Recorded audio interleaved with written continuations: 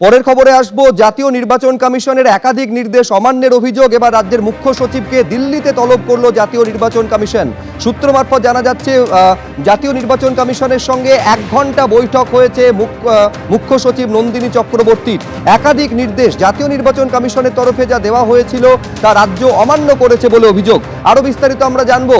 अंकित गुप्ता हमारे प्रतिनिधि रही सरासरि। अंकित, ये बताइए कि चुनाव आयोग के हवाले से ये खबर मिल रही है कि 1 घंटे तक ये बैठक चली, तो क्या कुछ हुआ इस बैठक में? आयोग की ओर से क्या कुछ बताया गया चीफ सेक्रेटरी को? देखिए, फिलहाल है जो चीफ सेक्रेटरी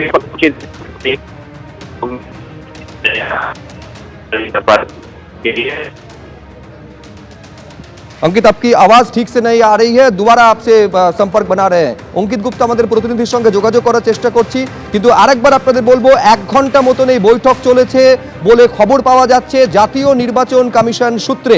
নন্দিনী চক্রবর্তী যাকে তলব করা হয়েছিল জাতীয় নির্বাচন কমিশনের তরফে, একাধিক নির্দেশ কমিশনের তরফে দেওয়া হয়েছে, রাজ্য তা অমান্য করেছে বলে অভিযোগ।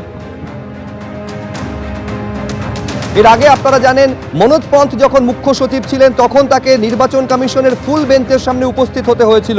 এবার নন্দিনী চক্রবর্তীকে তলব করেছে জাতীয় নির্বাচন কমিশন। দুপুর 3টের সময় তলব করা হয়েছিল। প্রায় 1 ঘন্টা নির্বাচন কমিশনের সঙ্গে বৈঠক হয়েছে মুখ্য সচিবের বলে খবর পাওয়া যাচ্ছে।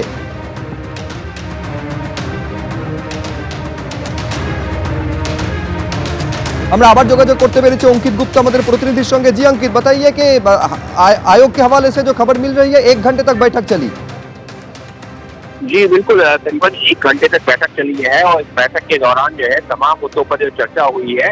और फिलहाल जो जैसे हमको जानकारी मिल रही है कि इसमें जो SIR की प्रक्रिया भी चल रही है, जो कि 28 फरवरी को पूरी होगी, तो उस दौरान जो है उससे पहले जो है ये जो अधिकारी उसमें इन्वॉल्व है, यानी कि जो प्रोसेस जो चल रहा है उसमें जो ऑफिसर्स अधिकारी इन्वॉल्व है उनका किसी भी तरह से ट्रांसफर पोस्टिंग ना किया जाए। इसके अलावा जो चुनाव से पहले जो डायरेक्शन दिए हैं चुनाव आयोग ने कि किसी भी अधिकारी की अगर पोस्टिंग की भी जाती है तो फिर वो उसके गृह क्षेत्र में यानी कि होम टाउन में ना की जाए। तो ऐसे कई सारे निर्देश हैं जिनका पालन सही से होना चाहिए। इसके अलावा कई और शिकायतें आ रही हैं जहां पर SIR प्रक्रिया को बाधित होने की शिकायतें आ रही हैं, उन पर जो है क्या कार्रवाई करनी चाहिए। ये तमाम मुद्दे हैं जिन पर जो है बातचीत हुई है, सूत्रों से जानकारी मिल रही है। और ये बैठक इस वजह से भी महत्वपूर्ण है क्योंकि हमको पता है कि किस तरीके से हाल ही में अभी चीफ सेक्रेटरी ने अपना कार्यभार संभाला है। तो ऐसे में चुनाव आयोग उनके साथ मिलकर के ये सुनिश्चित करना चाहता है कि जब चुनावों की तारीखों का ऐलान हो तो वो किस तरीके की तैयारियां हो जिससे कि चुनाव आसानी से संपन्न हो सके, अच्छे तरीके से संपन्न हो सके।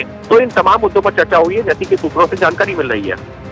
जी अंकित, बहुत बहुत शुक्रिया आपका इस तमाम जानकारी हम तक पहुंचाने के लिए। अंकित गुप्ता हमारे प्रतिनिधिर संगे कथा बोलছিলাম।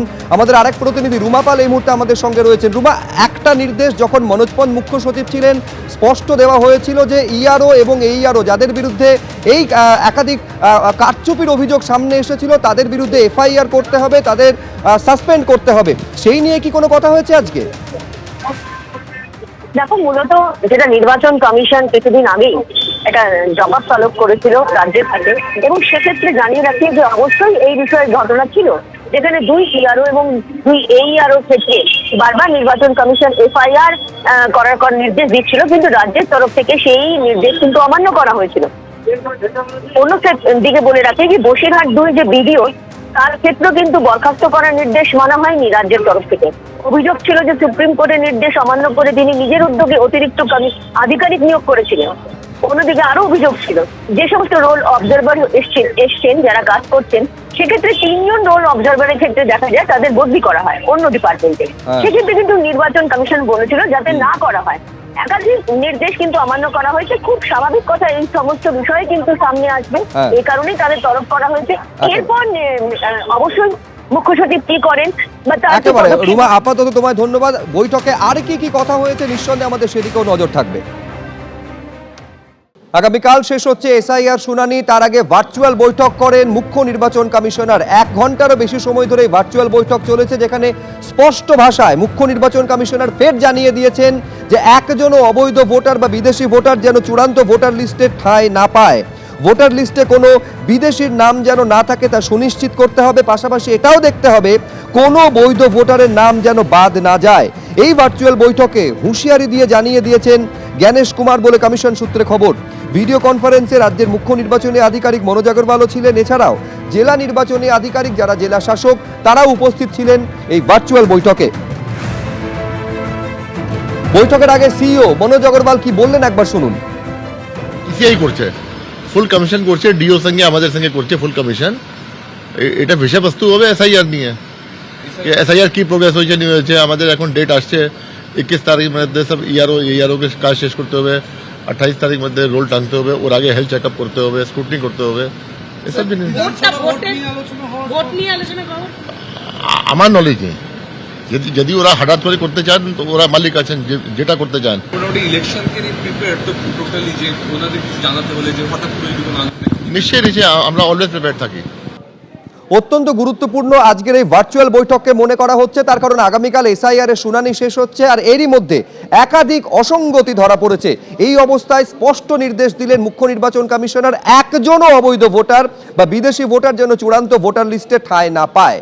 সুকান্ত মজুমদার তা নিয়ে কি বলছেন আজকের এই বৈঠক নিয়ে দেখুন। ভারতবর্ষের সংবিধান যাকে বৈধ ভোটার বলে বা যাদেরকে বৈধ ভোটার হিসেবে চিহ্নিত করে, মমতা বন্দ্যোপাধ্যায় তাদেরকে বৈধ ভোটারের সাথে সাথে ওনার চোখে বৈধ ভোটার হচ্ছে বাংলাদেশ থেকে আসা সমস্ত মুসলিম অনুপ্রবেশকারীরাও, তারাও বৈধ ভোটার। তো ভারতবর্ষের সংবিধান তো সেটাকে সমর্থন করে না, তো নির্বাচন কমিশন তো সংবিধান অনুসারে কাজ করবে এবং নির্বাচন কমিশন সেই অনুসারে কাজ করছে। এবং নিশ্চয়ই আপনাদের কাছেও খবর এসেছে, বিভিন্ন মিডিয়ায় আমরা দেখতে পাচ্ছি পশ্চিমবঙ্গের চিফ সেক্রেটারিকেও ডেকে পাঠানো হয়েছে দিল্লিতে এবং তিনি সম্ভবত দিল্লি যাচ্ছেন। ভারতবর্ষের সংবিধানের ক্ষমতা কতটা নির্বাচনী বিধি লাগু হলে পরে পশ্চিমবঙ্গের অফিসাররা আরো ভালো করে বুঝতে পারবেন। স্পষ্ট ভাষায় মুখ্য নির্বাচন কমিশনার জানিয়ে দিয়েছেন কোনো অবৈধ ভোটার বা বিদেশি ভোটারের ঠাঁই যেন চূড়ান্ত ভোটার লিস্টে না থাকে, পাশাপাশি কোনো বৈধ ভোটার যেন চূড়ান্ত ভোটার লিস্ট থেকে বাদ না যায় সেটাও সুনিশ্চিত করতে হবে। যদিও কমিশনের সদিচ্ছা নিয়ে সংশয়ী তৃণমূল কংগ্রেস। কি বলছেন দেবাংশু ভট্টাচার্য দেখুন।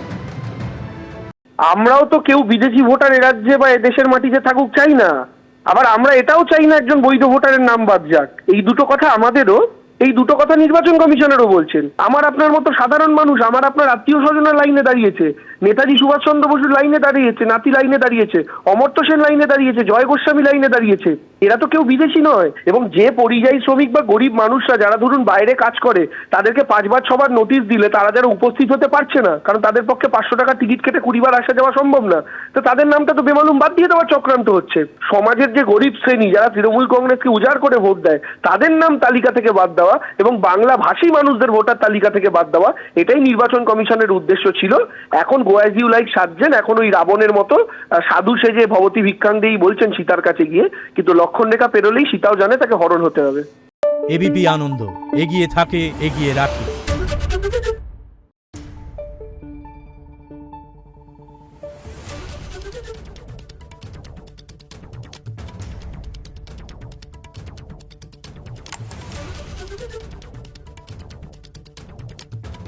Thank you.